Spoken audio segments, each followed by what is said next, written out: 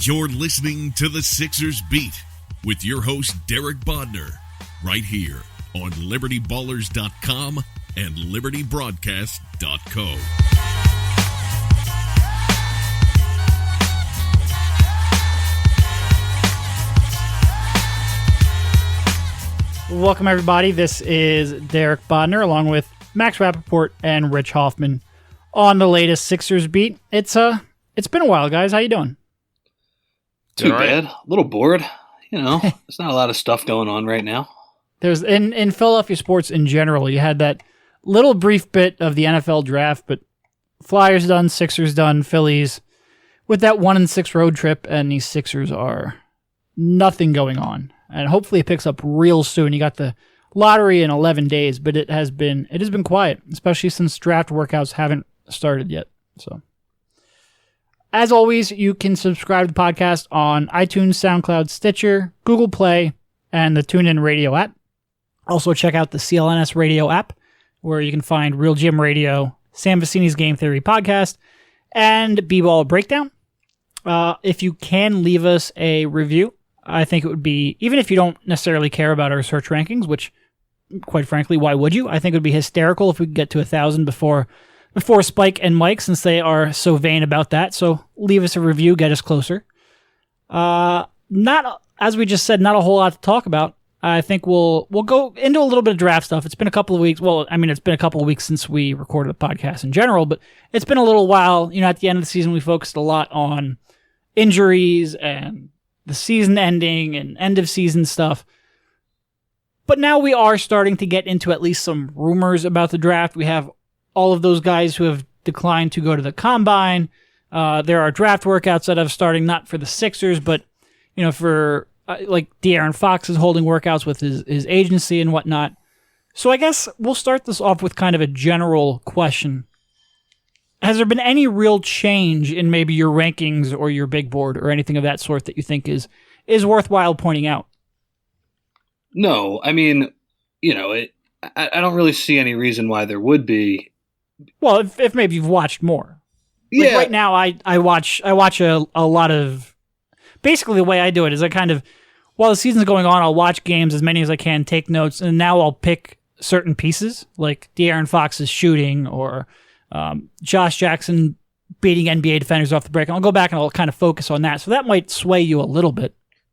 I did go back and watch a couple of the tournament games for De'Aaron Fox, and I'm not sure my ranking really changed on him, but I will say, like, in January, while, you know, we were watching good NBA basketball and you couldn't pay 100% attention to college, just looking at his stats and the scouting reports and everything you read, I just thought, this guy's a cross-off. He can't shoot. And for the Sixers, I didn't think they were able to make that that sort of gamble.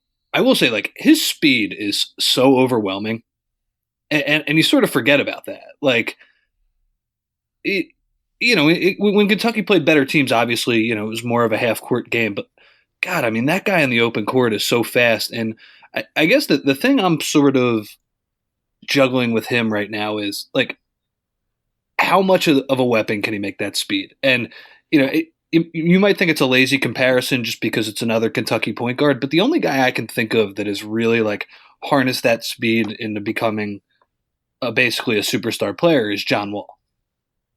And John Wall has gotten better as a jump shooter and everything like that. But I guess that's sort of what I'm looking at. What have you seen with his jumper? Yeah, you say you crossed him off because he couldn't shoot, and through the first 19 games, that was absolutely true. He was shooting, 13.5% from three through the first 19 games of Kentucky's season. And he didn't necessarily show you much in high school to counteract that. You know, like, I remember I had seen him play twice in the EYBL tournaments in various years, the Nike EYBL tournaments, and we collect all of those stats from those tournaments at Draft Express, and he had shot...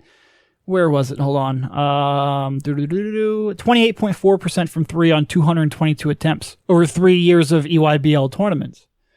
So there wasn't really a whole lot to go on to say, okay, like maybe this is just a struggle. Maybe he's just in a funk. You know, and then in the last 17 games or so, he shot 37.5%. Granted, we're talking about 12 made shots. Like, we're not, there is no sample size to go on here. He did shoot. He has, through his career, shot okay from the free throw line. I think that's somewhat encouraging. He has also, throughout his career, passed up on shots, on outside perimeter shots, to a very high degree. And I think that, we talked about this a little bit with Ben Simmons last year, but that to me is my biggest concern, from the jump. He just doesn't seem like he has any confidence in that from even college three-point range, much less NBA. I saw this on Twitter, but he made 4 unassisted three-point shots on the entire season. 4. And when you can go under the screen like that, time after time after time after time, it takes away his offense a little bit. So, I'm sorry. A lot of people look at his form and there's reason for hope, but it's a leap for me to say that I have confidence in it. Yeah, I think for me, I agree. But I think where I do have a little bit of hope for him is, and Rich was talking about it, just his athletic prowess. I just feel like he's one of those players who probably never really had to do it for a long time in his career, up until basically he was at Kentucky. It was the first time he really was forced to be a jump shooter, to dominate. And even then, he was a really good player at Kentucky, even without that part of his game. I feel like just looking at him shooting, it's almost like the reverse Lonzo Ball. It's like early in the season, I was looking at Lonzo Ball's jumper, like talking like a month and a half into the season, and I'm like, this isn't going to last. He was shooting like 49% at that point. I'm like, this isn't going to last. Like, this is, his jumper's so wonky, whatever. And it took a while for me to be like, okay, I guess he just hits these and it's weird and he can't really pull up and shoot, but it's fine. Whereas De'Aaron Fox, it's like, all it takes is me seeing him hit a few, and I'm like, his form looks so good and everything about it. He doesn't look like a guy who would shoot so poorly. So, and I guess that combined with the fact that I imagine he probably hasn't really had to grow that part of his game and he's pretty young, gives me a little bit of hope, but it's also, I just can't, for me, I don't want him in Philly just because I can't do another. He'd be really good if he just figured out a jump shot, if he just like developed this one thing that he absolutely can't do that the Sixers really need, because that's been so many players in the last, really since the process started. It's been a ton of players like that who have one deficit that's really important to what the Sixers are trying to do, defending the rim and spreading the floor. And I just don't want another player like that. I totally get that. It's like, there's something in you that just, like, we've seen this story before. Like, let's have a guy with different strengths and weaknesses, because and the Sixers are still going through this with Ben Simmons right now, but he was such an elite talent, at 6'10" and with his passing, that it was worth taking him. But God, like the amount of guys who I've tried to see, who the Sixers have tried to rework their jumpers, it's like, man, like I just can't do it anymore. The one thing I will say for Fox, he does feel to me like a guy, if he gets in a workout with some of these other guards, I can see like some rumors and, maybe even some facts, like people just be like, De'Aaron Fox smoked player X in this workout. Or, if he's making his jumper in an empty gym, like some team will be like, wow, this guy's really impressive. Yeah, no, he could really pressure somebody in a workout and make their life miserable. I could see that happening quite a bit. The thing is, none of these top guys will ever work out against each other because agents have way too much control over it. When you mention it being more of an emphasis in the NBA than it was in high school, those 222 attempts I mentioned in EYBL, that was at about 4 per game. Now, it's one thing to take a lot of shots, but clearly when he gets the NBA and he's got NBA shooting coaches and this is his career and he's coming to the gym every day and they get him on so many shots a day, it's a different level of focus than it was in high school, even if he attempted a lot of them. So I do think he can get better. And it's tough. Like I think if this wasn't the Sixers and you weren't building around Ben Simmons and Joel Embiid, I've always kind of been high on De'Aaron Fox. And I never really talked about it too much because for the Sixers, like Rich said, when you're shooting 13% from 3, it's a hard fit to make considering their current personnel and who you like. It's not like there's any question who you're going to build around, and it wasn't workable. But I do like him, and I do have a little bit of hesitation to discard him. And I think if this was my team agnostic big board, he might be a top 5 prospect for me. So I'm gonna I've been kind of going back and forth on him because I do like his talent. I do like the way he plays. I do like his, unteachable athleticism and the way he gets after it defensively. I'm legitimately gonna have to watch every shot he took and see whether or not I can fully get behind that. And it's to me, he's one of the tougher guys to really rank because of that. But he has been getting a lot of play lately. It does seem like a lot of people now consider him a top 5 pick. And a lot of Sixers fans have kind of grown on him. And I think a lot of it, I think there's two kind of people. There's the people who watched him earlier in the season and really got to know these prospects earlier and discarded him, and maybe discarded him prematurely. And then there's the people who kind of wait until the tournaments, the conference tournaments, the NCAA tournaments, and saw him, and now think he should be top 2, top 3 type of prospect. And, I'm not sure either one of those are really fair. I have a question for the two of you. Would you say that he's the guy for you at the top of the draft that, say they fell out of the top 3, you'd be most disappointed if they just ended up with him? Yeah, if they were at 4, I can't imagine there aren't some better options. Or even if it were there. lower, even if they fell to 6 or something. Just that if he's the only guy you come out of it with versus like Tatum or Jonathan Isaac or some other player, Dennis Smith Jr. or something. I think I'd have him over Dennis Smith Jr. I think he's the only one that you mentioned that I would be okay taking him over. For the Sixers again. I think I'd rather have Dennis Smith Jr. But they, because I do think his shooting off the dribble is more of a worthwhile gamble. But I agree. Here's a question. Do you think, let's just take the Sixers out of this, on your just regular big board, would you have Fox ahead of Malik Monk? Yes. I probably would. Yeah. Right now I would. But for the Sixers, no way, right? No. It would be tough. It would be tough to put him ahead. It would be like I would have to see. I don't even know. What's it going to do in an open gym to convince you of that jumper? There's really not much, right? No, I mean, I guess you would just. My big thing with shooting. So few of them. It's tough. My big thing with shooting is, all right, if you're not a good shooter, but like, is your form messed up? Because once you start reworking form, that's when it's almost like, for me at least, like it's like a no deal. Because I just think like once you're 20 years old, like you've already developed so many habits on how you play, and there's so many things just ingrained in you that you have no idea to sort of get the muscle memory to fix that. I just can't see it. So like you said though, I mean, better free throw shooter than Lonzo Ball and Markelle Fultz. The Aaron Fox. By a mile, yeah. Which is like... And that's on a pretty high sample, too. And even going back to his high school days, he was a decent enough free throw shooter. All right, we're going to get into some more draft talk in a bit. But before we do, I want to tell you about Harry's razors. I've been subscribing to Harry's for a couple of months now, and you won't believe the quality of the blades you get. At only $2 per blade, they come in at less than half the price of competitors. Harry's is so confident in the quality of their blades, they want you to try their most popular trial set for free. The set comes with a razor handle of your choice, a 5-blade cartridge, and shaving gel, and it's free when you sign up. You just pay a small fee for shipping. To redeem your trial offer today, go to harrys.com/SixersBeat right now. That's Harrys, HARRYS.com/SixersBeat. All right, let's go on to, since you mentioned Lonzo Ball, and it seems like if there's one guy that we can't stop talking about in Philadelphia, it's LaVar Ball. It's LaVar Ball. I don't think either of you guys would take him off your board, right? Because of LaVar? No. I wouldn't take him off my board, certainly, but here's what I'll say.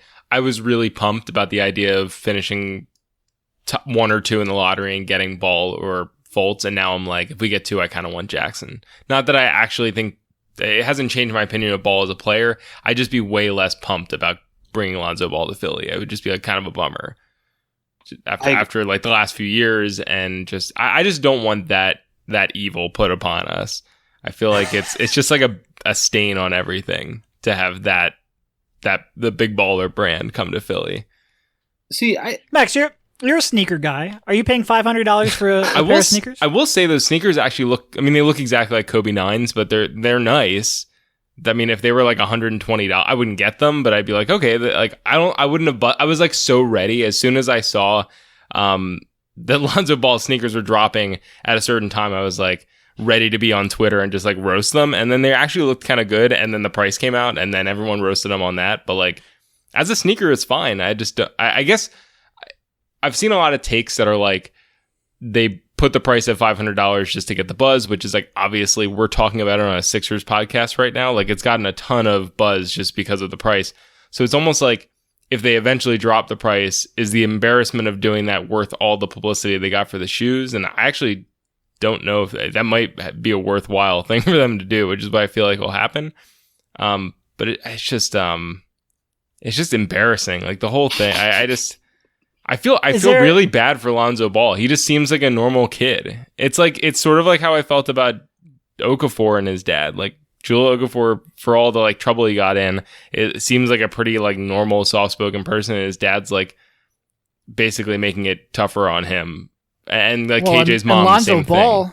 Lonzo Ball never punched a kid outside of a bar and got the GM fired too. Yeah, well, this is even more pronounced. Yeah. Here's what I'll say. Also, LaVar Ball has been way past where Okafor's dad ever went. Yeah, this is ridiculous. Here's what I'll say. I'm a little conflicted on LaVar Ball because on one hand, I'm not a huge sneaker guy. And I like the fact that he's fighting Nike and sort of the monopoly that these shoe companies have over that industry. On the other hand, like he just pisses you off so much. Yeah. And like he's the type of guy, like if Lonzo was drafted by the Sixers, you couldn't trust that guy to just shut up for like 2 minutes. And when does that become just like too much to handle? Like, are we just going to talk about LaVar Ball on talk radio the whole year? Is that going to replace Eagles talk? Because it might. Like this guy just does not shut up. And yeah, I mean, by the way, the pricing on the slides were my favorite thing. Yeah, that was amazing. What was that, like $225 for $220 for slides? Yeah, that you could get it like Macy's for like or JCPenney or something like that. Even Jordan slides are only like $70. That's Michael Jordan's brand. Well, I think I think a price premium was to be expected, right? Because obviously Nike's going to be able to manufacture a shoe cheaper than whatever LaVar Ball's going through, but not 4 times the price. Is there any real competition at the $500 per pair sneaker segment, Max? I mean, it's like him and Gucci. It's like him and like real luxury brands. Like Givenchy and stuff. Like I just, like those crazy sneakers that Joel Embiid wears when he's not playing basketball. The like gold and black like Gucci sneakers. Like those are like $700, but I don't think anyone's buying like performance Lonzo Ball shoes for that money. I will say, because we brought up Chucky, and Chucky, he basically toured with the Sixers. Like he was everywhere. And I think because LaVar has, he's got a business empire to run, and he's got 2 other kids to brand. I'm not sure he's going to be as involved in the day-to-day as a guy like Chucky is, just because he's, it makes sense for him to stay out in LA, not travel with the team, not spend as much time in Philadelphia. So maybe that helps a little bit. But yeah, it's he's definitely a pain in the ass. I mean, God help the Lakers if he goes there. Yeah, no, that could be the worst case scenario. As far as being worried about Lonzo too, I'm just worried like his rookie year, when players obviously take lumps because rookies are generally not very good at NBA basketball. Like, holy crap, LeBron and Steph Curry are going to be going all out in regular season games against him. And I do hope he's able to weather that. But, I mean, he's also profiting off this too. So, I guess he'd take the good and the bad here. Yeah. And I will say, in terms of being a distraction, the way UCLA improved, and I mean, look, he walked in and he changed that club's culture. Like, he changed their style of play. They all bought into it. You don't hear any rumblings from his teammates. He really is a completely different person, seemingly at least, from the outside, than his father. And I think he unfairly at times gets lumped in as like a similar thing. Like, I don't think Lonzo Ball is going to walk in and be a problem in the locker room. Maybe some people have a problem with what his father says. I assume they will. And maybe that will put him in awkward situations. Maybe he does think too highly of himself. Who knows? But we haven't really heard any of those rumblings at all yet. I mean, I think that the YouTube video that he sent out with Slam, where he was introducing the shoe, I mean, that was by far the most I've ever heard him talk before. Yeah, so he's very quiet. Yeah, I mean, which is crazy. Flashy style of play, but he doesn't say much. It was funny, Max. You had a good tweet that while he's doing this, Markelle Fultz is just it seems like he's just locked in a gym working on every facet of his game.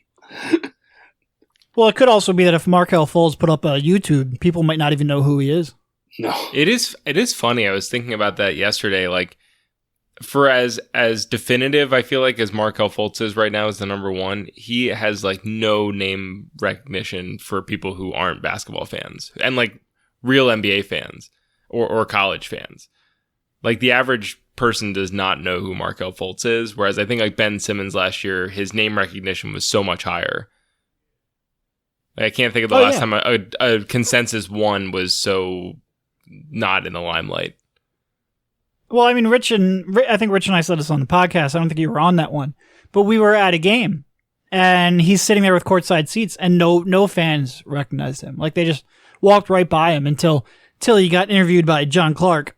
Nobody really recognized him. It was kind of starting. I mean, think about Wiggins. Number one pick in the draft. People wore Andrew Wiggins jerseys to Sixers games that first year. Like, yeah, it's just a different thing. And I think he's better than Wiggins was as a prospect. Oh, me too. I think pretty easily. 33K followers on Twitter for Fultz, 133K for Lonzo. Wow. I'm what about surprised LaVar? That's low. Yeah. Well, LaVar's been. He's been a sensation ever since he joined this week. So, let's see what he said. Did he call any more people poor for not being able to afford his $500 sneakers? He hasn't. That was his last tweet. But he's been on Twitter for a week, and he already has more followers than Markelle Fultz, which is pretty good.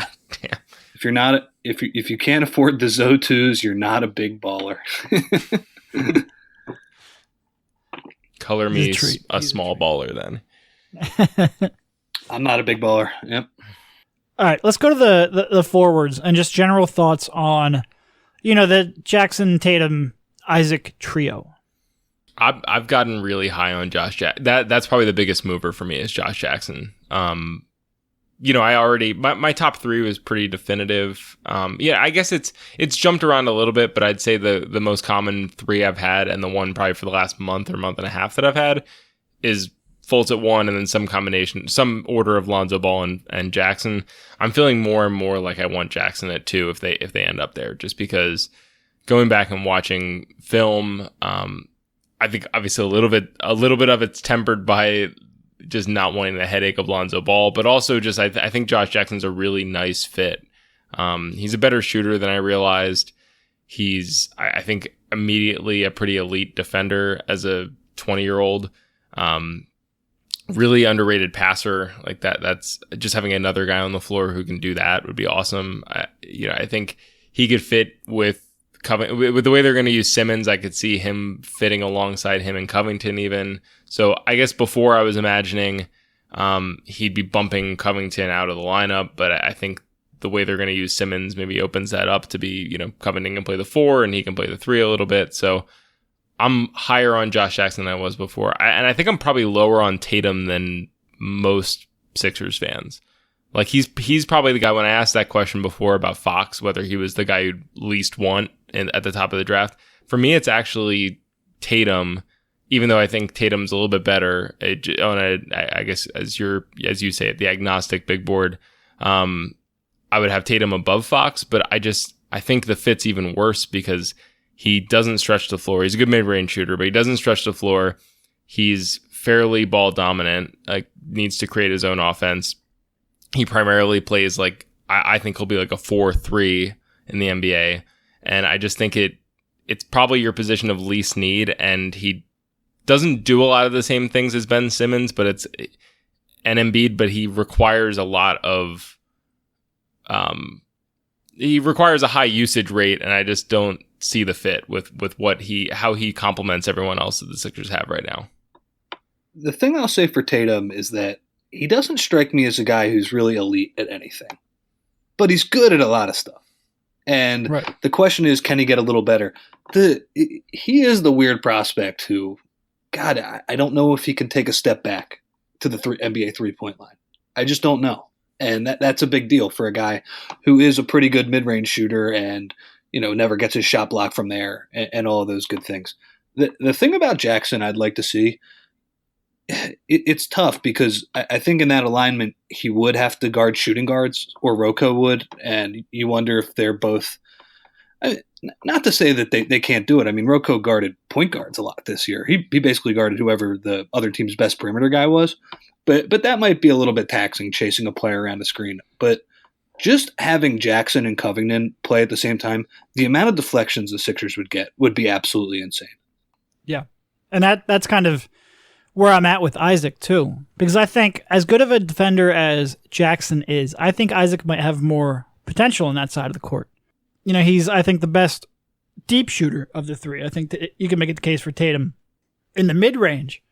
But I think Isaac probably has the best shooting potential of the three. And I think my one disagreement with Max would probably be on Josh Jackson's shooting. I don't have a whole lot of confidence in that shot. And if there's one guy I could see struggling to ever really be a consistent three-point shooter, I think it's probably Jackson, or a consistent perimeter shooter, even from the mid-range, because I think, like Rich, there's some question whether Tatum's going to extend out to the NBA three-point line. But if there's any of those guys that I think could just be a non-shooter, it's Jackson, and he's the one I worry about the most in that regard. I like Isaac a lot, and he might be in my top 5 right now. And I think that defensive versatility is huge. I do think as he bulks up, not a lot, but as a little bit of strength, he can defend either spot. I think he can move his feet on the perimeter the best. Again, probably even better than Jackson, which is saying a lot because I think Jackson is a really good defender. But I think Isaac might have both the most versatility and the most impact on those ends. I think the way he can, force steals, switch pretty much constantly, and then alter shots from the weak side. I think that's tough to get. And whether or not he's ever going to reach his offensive potential, I don't know. You talk to a lot of people around the team and around him, and there's he's the type that he doubts himself a lot, and there's not a whole lot of self-confidence in that regard, and that's maybe holding him back a little bit. And on the one hand, I think you talk about whether Tatum can really be effective if he's not a focal point offensively.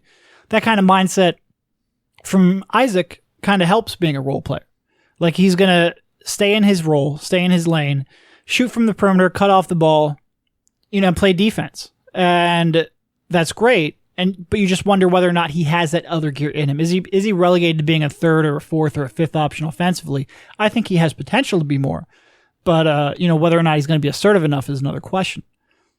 It's a great trio. It's really, because I like, the one thing I always say about Tatum, he was a better passer than I expected, and he was a better defender than I expected. And that offense, he's clearly talented. Like Rich said, he can get a shot off in the mid-range pretty much whenever he wants, and it's an unblockable release. But is it a style of play that's going to fit in well with Embiid and with Simmons? And that I'm not so sure of. But I do like him defensively quite a bit. I will say, whenever we talk about draft prospects, it just makes me want this Lakers pick so bad.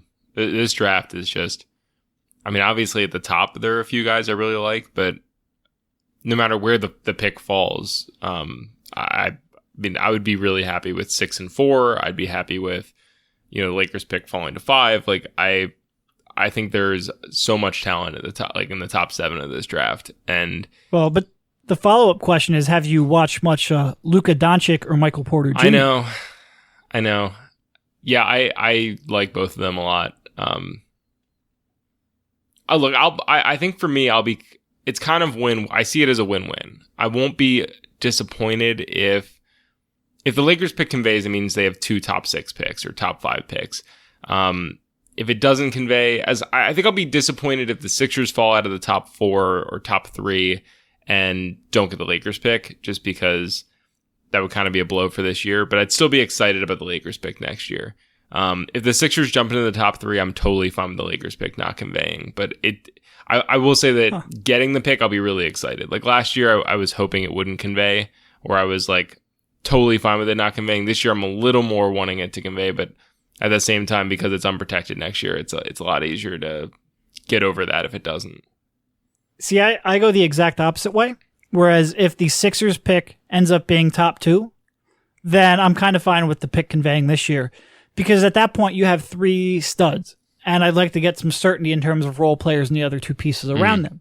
But if the Sixers fall to 5 or 6, I want that last chance at a real elite prospect. And I kind of, if the Sixers go 5 or 6, I kind of want that Lakers pick to convey next year. That's a good point. But you're right. It's really win-win either way. And it's let's say the Lakers, I ran these numbers the other day. Lakers end up with the 5th worst record last year, which is probably a fair guess. They might end up being a little bit better if any Paul George thing actually comes to fruition, and we talk about the Lakers attracting, a real stud in a trade or a real stud in free agency every year, and it never happens. But if they finish with the 5th worst record, you'd basically have an 18% chance at a top 2 pick. And is an 18% chance at Doncic or Porter better than a guarantee at Jonathan Isaac or Malik Monk? And it's a really good debate. It's a really good debate. It's a whole lot better than last year, man, with Chris Dunn and all these people. I really didn't want that. I remember when some people who sort of more mainstream people who don't follow the Sixers said, "Oh man, that stinks that they didn't get the pick." And I was thinking, no, this is okay. And after watching this rookie class, I don't think I was firm enough in saying that at the time. Right. I think here's kind of a question. I'll go back to you in a second, Rich. Or actually, you go first, and then we'll go on to the next question. Well, I mean, it's hard. I struggle so much trying to figure out what's the better scenario. Do you want the 2 picks this year or next year? I would actually go with Max on that. I would say if you get, especially if you get, my best case scenario is give me Fultz and then let it roll over till next year. Because next year there are still other good players after those guys. Although it is true that it does seem like there's big guys next year after that. So, there could be some positional overlap with Embiid and maybe like you already have Rashawn. It's not like you need another backup center. But I really want Luka Doncic for some reason. I just love the idea of the Sixers having this international team with just all these guys who just can really play and really pass the ball and seem like they'd be fun to play together. So that's sort of my 2 cents on that. And I guess the last thing I'd say is thank God for that Michael Carter-Williams trade. The benched for Isaiah Cannon Michael Carter-Williams trade. Doncic is fun. I was watching a couple games of his the other day. He kind of reminds me in terms of the way he moves a little bit like Manu. He's not the athlete Manu was. He can shoot from the perimeter though, and he's probably a better passer than Manu was. He's fun. He's a lot of fun to watch. And what he's doing for Madrid in the ACB at his age, he just turned 18. He's averaging like 8, 4, and 4. It's pretty insane. He's a really good prospect. In terms of this draft class, we all have these notions of how strong it is. Coming into this season, I guess my question is, how has that changed over the last 8 months or whatever? For me, I think there's a little less star power at the top. To me, Fultz is far and away the top guy, and he's a really good prospect. And then I think there's a lot of second, like lower end second best guy on championship team or contender type teams, third best guys. But I do think there's a lot of them. There could be like 4 or 5, and to me that is where the strength of this draft goes. And the other thing too is, I'm not sure it's quite as deep as I thought it was. Once you get into the 10s, there are good players, and it's probably better than, let's say, last year. But I don't think it's quite as strong as I thought heading in. Yeah, I agree with that. I think you're right. Like right when you get around 11, 12 is where I feel like it drops off. And I guess I still feel like Jackson and Ball are in that category for me, where I see them as potential, best player on a championship team if they pan out properly, and obviously with Fultz too.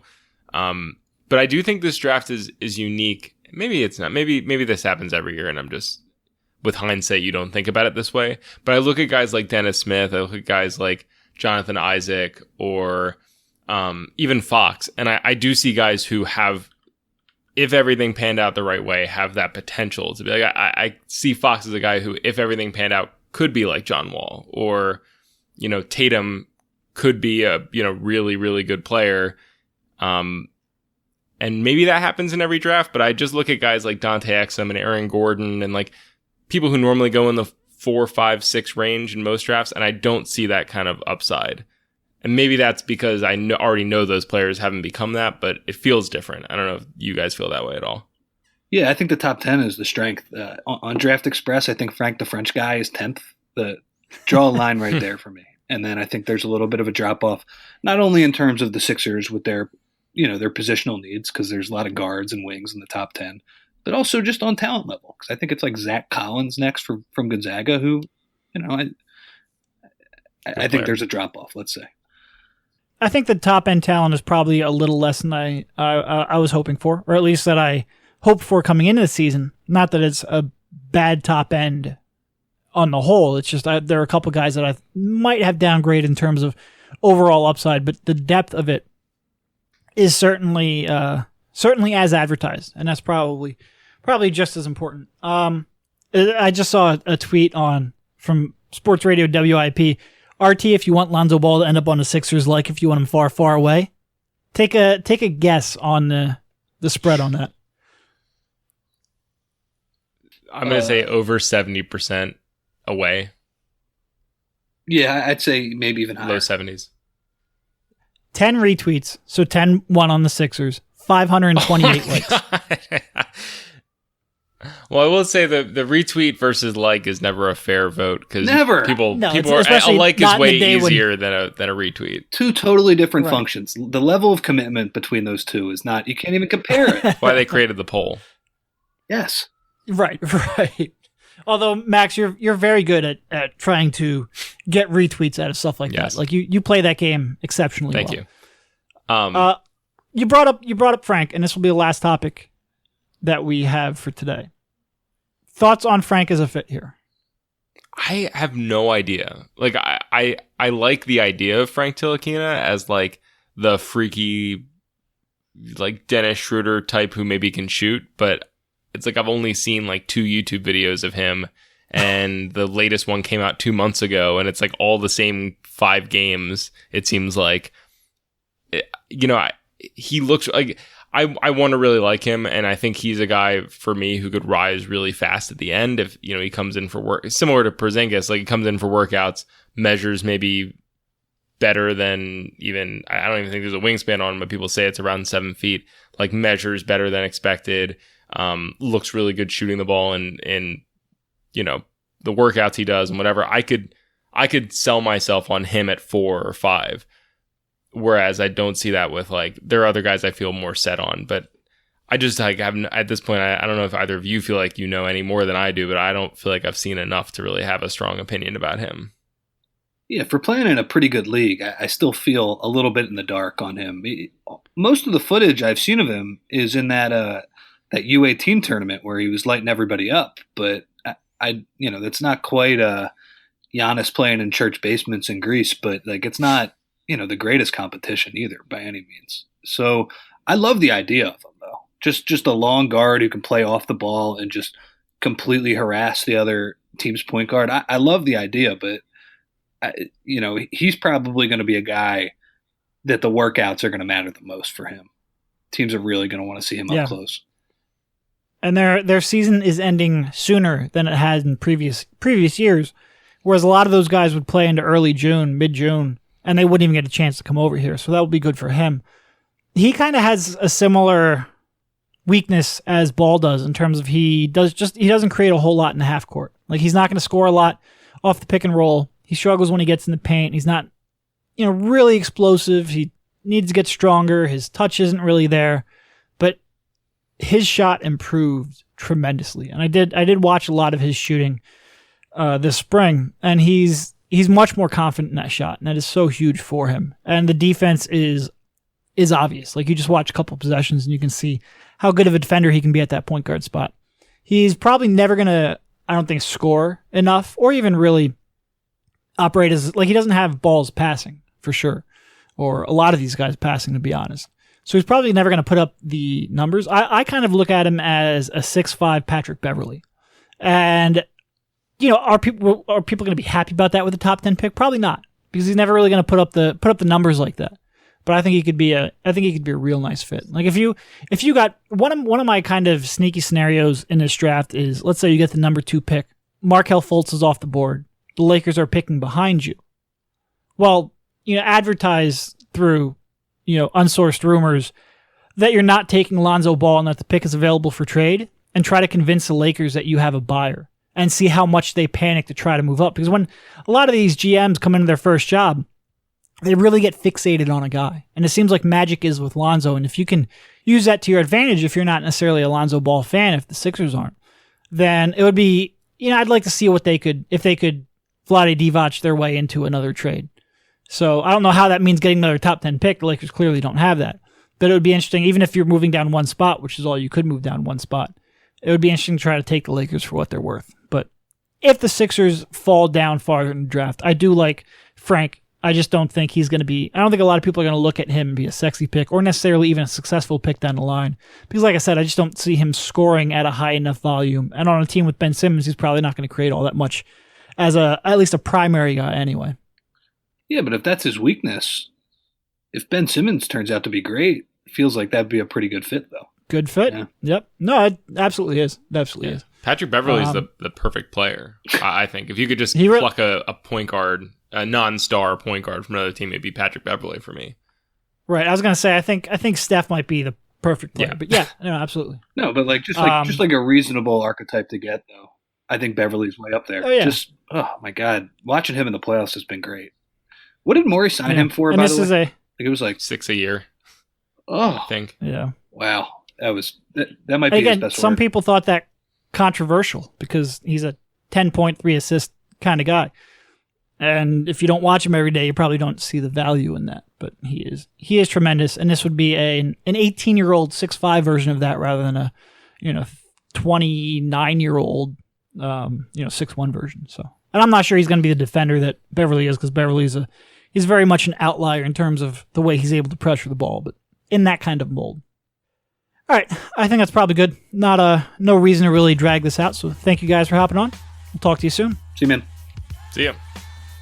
You've been listening to the Sixers Beat right here on LibertyBallers.com and LibertyBroadcast.co.